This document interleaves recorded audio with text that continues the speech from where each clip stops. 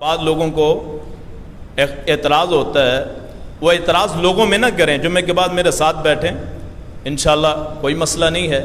اگر میری غلطی ہوئی بیان کرنے میں اپنے آپ کو درست کروں گا، لیکن دلائل کی قوت سے۔ تو کٹے کی قربانی نہیں ہوتی، مشکوک جانور ہے، جتنے مرضی دلائل دے لیں آپ، آخر دل میں پھر بھی خلش رہ جاتی ہے، جتنے مرضی دلائل دے لیں۔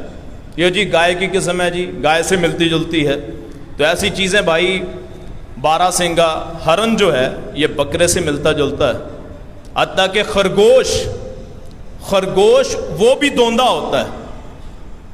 اگر صرف حلال ہے جی جانور، حلال ہونا قربانی کے لیے شرط نہیں ہے۔ 4 قسمیں ہیں جن سے قربانی کی جا سکتی ہے: بھیڑ دمبا چھترا 1، بکری بکرا 2، اونٹ 3، گائے 4، بس یہ 4۔ انہیں بہیمت الانعام قرآن میں کہا گیا ہے۔ صرف گوشت کے ذائقے کے لیے، بھائی پھر وہ ذائقے کے لیے قربانی ہے، اللہ کے لیے قربانی نہیں ہے۔ اللہ پاک سمجھ عطا فرمائے۔